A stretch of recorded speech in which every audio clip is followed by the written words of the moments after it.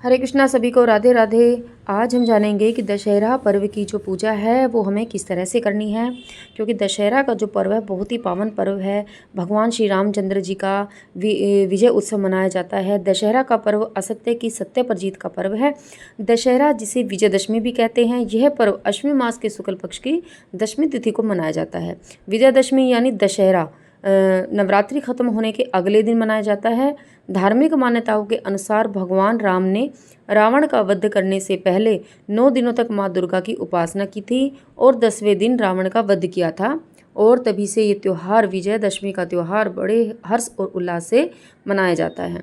तो देखिए, जब भी आप जिस जगह पर भी आप पूजा कर रहे हैं उस जगह को आप साफ़ सुथरा कर लें और थोड़ा सा गेरू से इस तरह से वहाँ पर चौका लगा लें, मतलब गेरू से आप लीप लें। और थोड़े से आटे से एक आकृति बनाई जाती है, पुरुष के रूप में आकृति बनाई जाती है, हाथ पैर बनाए जाते हैं। तो आपके यहाँ जिस तरह से भी बनती है आप उस तरह से बना सकते हैं। तो हमारे यहाँ इस तरह से ही बनाई जाती है, तो आप ये ऐसे भी बना सकते हैं। और उसके ऊपर आपको 10 पिंडियाँ बनानी है। गोबर से, गाय के गोबर आपको लेना है और गाय के गोबर से ही आपको 10 पिंडियाँ रखनी हैं। और देखिए, आप एक के ऊपर एक, मतलब दो दो इकट्ठी करके इस तरह से भी रख सकते हैं, या फिर आप अलग अलग जैसे मैं रख रही हूँ आप इस तरह से भी रख सकते हैं। वो आपकी इच्छा है कि आप किसी तरह से भी रख सकते हैं। और जो ये पूजा है, घर के पुरुष ही इस पूजा को अगर करें तो ज़्यादा अच्छा है, क्योंकि पुरुष लोग करते हैं। अगर पुरुष किसी कारणवश नहीं है, किसी काम से बाहर रहते हैं, तो आप खुद भी कर सकते हैं, या बच्चों से भी, अपने बेटा है तो बेटों से भी करा सकते हैं। तो इस तरह से ही पूजा पाठ किया जाता है। तो इसके बाद देखिए, हमारे यहाँ ऐसा होता है कि जैसे हमने ये पिंडियाँ रखी हैं, तो पिंडियों के ऊपर ही जो मिट्टी की कुलियाँ होती हैं उनको हम इनके ऊपर रख देते हैं। और किसी किसी के यहाँ अलग, जैसे एक पात्र में अलग से ही सारी कुलियाँ को ले लेते हैं, उनमें खील भरी जाती है, फीकी खील जो होती है, और उनके ऊपर एक एक मीठा मतलब रखना होता है प्रसाद रूप में। तो उनके ऊपर पताशा रख सकते हैं, खिलारा रख सकते हैं, तो इसी तरह से रखते हैं। तो हमारे यहाँ तो इन्हीं, जैसे हमने पिंडी रखी हैं तो पिंडी के ऊपर रख देते हैं। तो आपके यहाँ जैसी परंपरा है अगर, तो आप उस हिसाब से कर सकते हैं। अगर आपके यहाँ अलग से है, अलग से मतलब रखते हैं थाली में, तो आप यहाँ जो हमने 10 पिंडियाँ रखे इन सब का पूजन कर लें, तिलक लगा लें, रोली वगैरह लगाएं, चंदन लगाएं और अक्षत आप अर्पित करें, पुष्प अर्पित करें, वस्त्र रूपी कलावा अर्पित करें। और देखिए, इस पूजा में, विजयदशमी की जो पूजा है, इस पूजा में विशेष रूप से जवारे, हरे जवारे जो होते हैं वो उनका पूजन किया जाता है, मतलब वो लिए जाते हैं पूजा के लिए, तो वो आप रख लें। तो और या फिर आप देखिए इस तरह से भी कर सकते हैं कि आपने कोई अखबार वगैरह लिया है, कोई कागज़ लिया है, तो आप उसके ऊपर पिंडियाँ रख लें। 10 पिंडी बना लें गाय के गोबर की, और जो खील खिलारे हैं वो एक पात्र में रख लें पूजन के लिए। जो मैंने पूजन का सामान बताया था पिछली वीडियो में, तो वो सारा सामान आपको रखना है। और यहाँ जो आपके जो ठाकुर जी हैं आपके घर में, तो आप, या कोई भी विग्रह है तो आप उनको भी यहाँ पर बिठा सकते हैं, क्योंकि ठाकुर जी भी देखिए हमारे घर के ही सदस्य माने जाते हैं। हम उनका भाव रूप से अपने घर का कोई सदस्य मानकर ही पूजा करते हैं। तो आप उनको भी यहाँ अवश्य रूप से बिठाएं और घर के सारे सदस्य एक साथ मिलकर पूजन करें। तो और अगर हो सके तो श्री रामचंद्र जी के कोई विग्रह है या फ़ोटो है तो वो भी आप यहाँ पर रख सकते हैं। तो इस तरह से पूजन किया जाता है।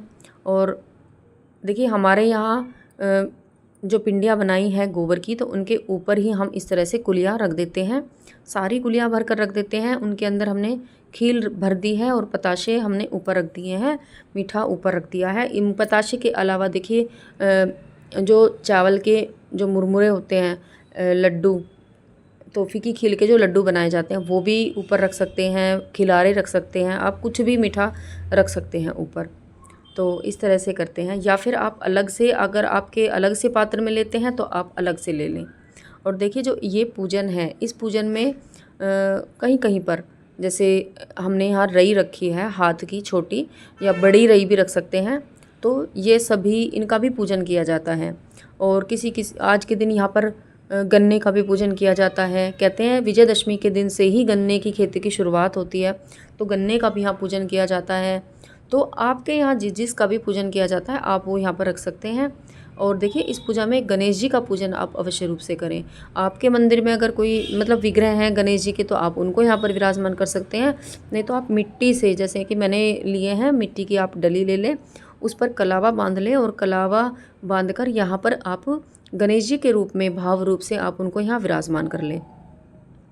या फिर आप सुपारी ले लें, सुपारी से भी भगवान गजानंद को यहाँ विराजमान कर सकते हैं। और देखिए सभी का आपको पूजन करना है। पहले जल से छींटा दे देंगे, एक पुष्प की सहायता से या किसी पूजनीय जो वृक्ष होते हैं उनकी पत्ती ले लें, उनकी सहायता से सबको छींटा देकर आपको स्नान पहले भाव रूप से स्नान करा देना है। सभी को तिलक लगाना है। तिलक लगाकर सभी को आपको चंदन, रोली ये सभी अर्पित करने हैं। और देखिए सारी जो आपकी जो कुलियाँ हैं उनमें आप कलावा, उनके मुख पर कलावा बांध दें, और या फिर आप वस्त्र रूपी कलावा इनके ऊपर एक एक टुकड़ा, सभी जो कुलियाँ हैं सभी के ऊपर आप वस्त्र रूपी कलावा भी अर्पित करें। और सबसे पहले आपको गणेश भगवान का पूजन करना है। गणेश जी भगवान का पूजन कर लें। गणेश जी को भी आप तिलक, चंदन सब कुछ अर्पित करें। दुर्वा आप गणेश जी भगवान को अर्पित करें, जनेऊ अर्पित करें। गणेश जी भगवान को जो जो भी अर्पित किया जाता है, जो चीज़ भी जो होती है भगवान को प्रिय है, वो सभी अर्पित करें।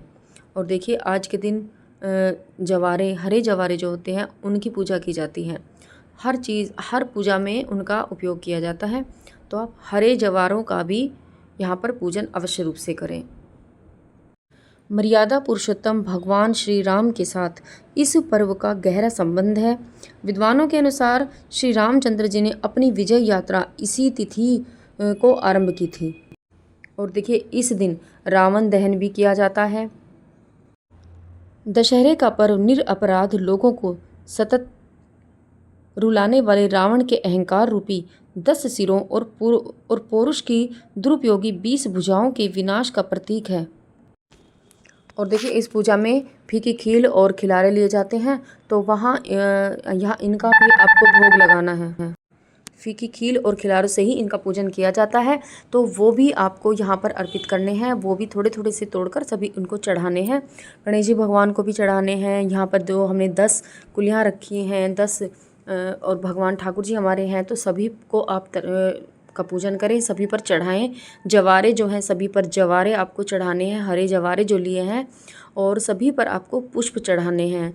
तो देखिए कहते हैं जो 10 हमने गाय के गोबर से जो हमने पिंडियाँ बनाई हैं, तो कहते हैं वो 10 भगवान मतलब रावण के जो मुख माने जाते हैं, और इसीलिए 10 यहाँ पर विशेष रूप से 10 संख्या में पूजन किया जाता है। और उसके बाद यहाँ पर पुष्प अर्पित करें, और सभी जो परिवार के सदस्य हैं वो मिलकर एक साथ सभी को यहाँ पर जल छिड़कना है। इसी तरह से पूजन करना है, हाथ जोड़ना है, और दक्षिणा कुछ ना कुछ अवश्य रूप से यहाँ पर दक्षिणा आपको रखनी है। एक जल का लोटा आपको अवश्य रूप से रखना है, जल के छींटे आपको देने हैं। तो इसी तरह से पूजन किया जाता है। जो आपने यहाँ पर अगर गन्ना रखा है तो गन्ने का भी आपको पूजन करना है। अगर आपने जैसे रई रखी है हमने, तो यहाँ रई का भी आपको पूजन करना है। मतलब जो भी आपके यहाँ रखा जाता है पूजन में, तो आपको सभी का पूजन करना है, और सभी को तिलक लगाना है, सभी को चावल अर्पित करने हैं, सभी को आपको कलावा बांधना है। विजयदशमी के पर्व को असत्य पर सत्य की जीत के रूप में मनाया जाता है, इसलिए इस दशमी को विजयदशमी के नाम से भी जाना जाता है।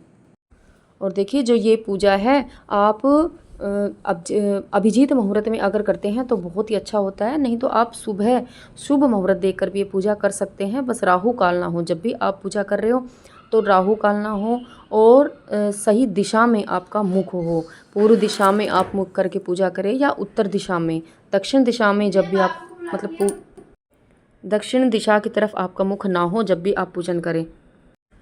और इसके अलावा विजयदशमी के दिन शमी वृक्ष की भी पूजा की जाती है, और अपराजिता के वृक्ष की, अपराजिता जिसको शंख पुष्पी भी कहा जाता है, तो इन वृक्षों की भी पूजा की जाती है। और कहते हैं अपराजिता का जो वृक्ष है, माँ अपराजिता विजयदशमी के दिन साक्षात इसी वृक्ष में वास करती हैं, तो अपराजिता के वृक्ष की भी पूजा की जाती है। अपराजिता के वृक्ष की पूजा करने से इस दिन जो पूजा करता है वो कहीं भी पराजित नहीं होता है।